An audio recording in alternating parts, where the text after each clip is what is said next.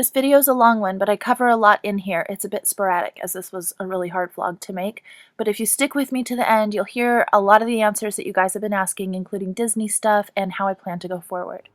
A lot of you know what's going on, some of you don't, so I've been really scared to make this video. I haven't had any circumstances come up yet that have been a scheduled time and place where I have to talk about what's going on, and this video is going to be the first one. This is just going to be really hard.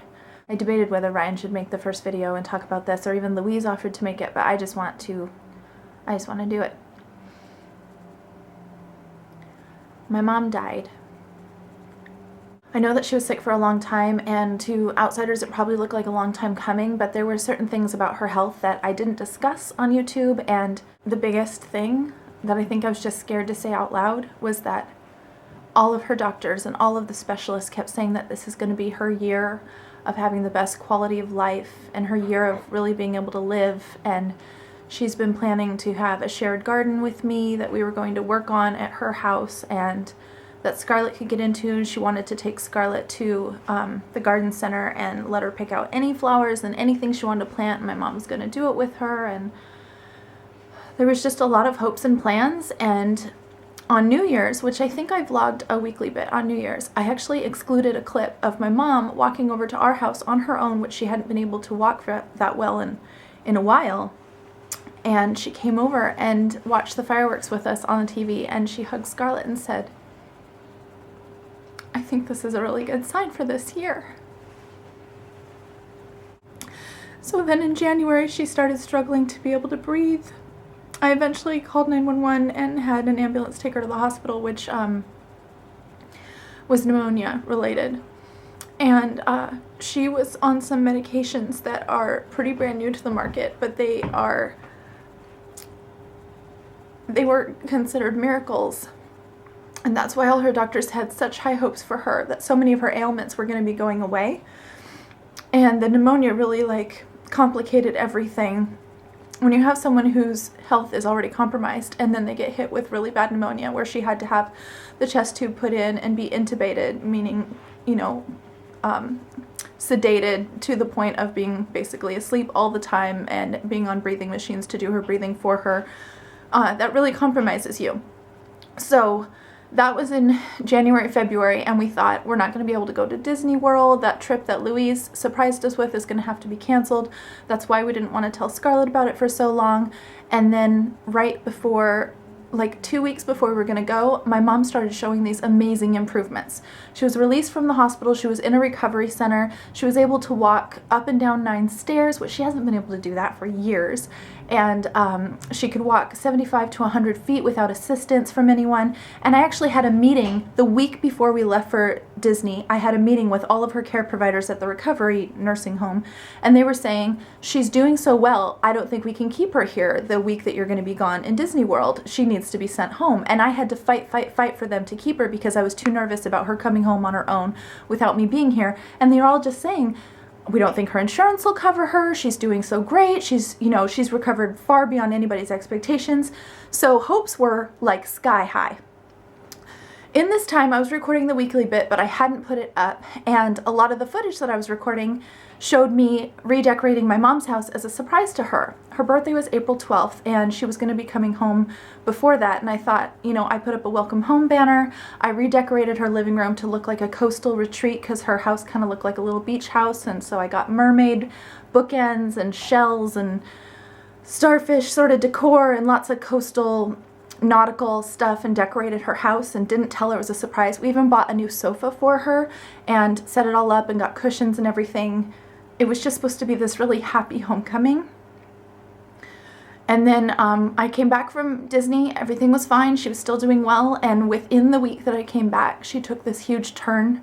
She started being really incoherent, and she couldn't lift her arms all of a sudden, so weird. And her heart just started failing really fast. So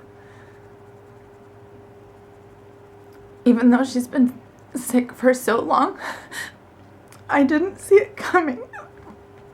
And she died just a few days before her birthday. And I had birthday presents waiting for her at her house. She had really wanted a wallet just like mine, and it was an expensive wallet, and I found it on eBay, so I was really excited for her to see that. And I got her a new handbag, and I had it all ready.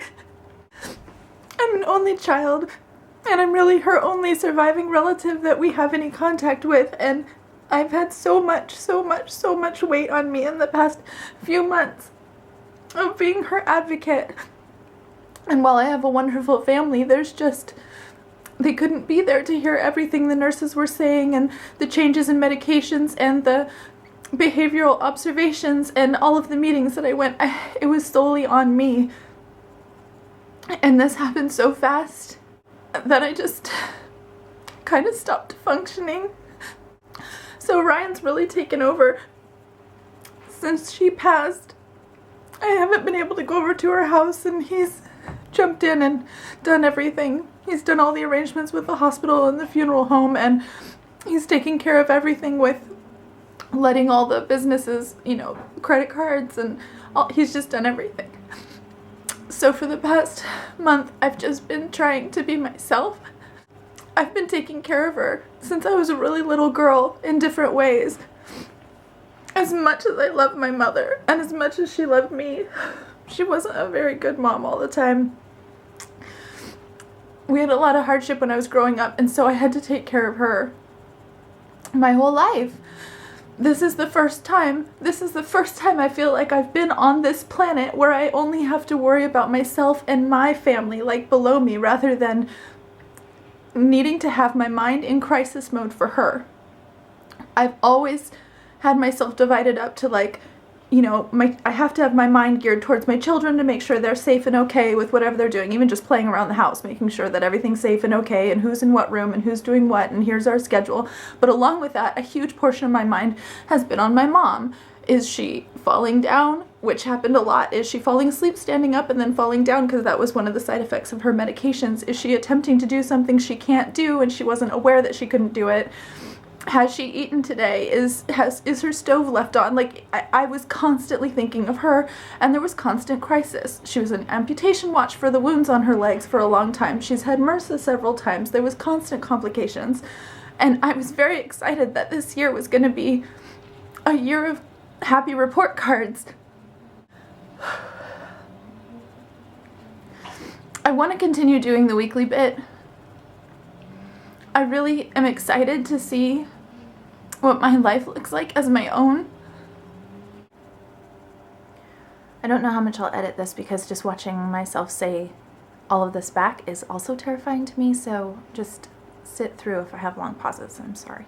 Because I've taken care of my mom for so very long, a huge part of my life and my being has gone towards her, and in an instant it was gone. And so now I have this huge empty space that is easily filled with anxiety and sort of, spiraling downward. Her last words really haunt me a lot, and they send me into panic attacks, which I'm brand new to. I've never really experienced those before. And so making this video is really difficult for me, because I do not want to field questions about her. I don't want comments to come up and the notifications for me to immediately get a tightness in my chest thinking that it's somebody asking or saying something about my mom. YouTube has always been an escape for me, and right now, because of this video and because of just having to fill you guys in, it's going to be concentrated as the opposite. I'm really, really scared of that. I also know that there will be a few just ignorant people who are going to go through every video, find the videos that she was in, and write RIP or something in the comments, which I'm really scared of.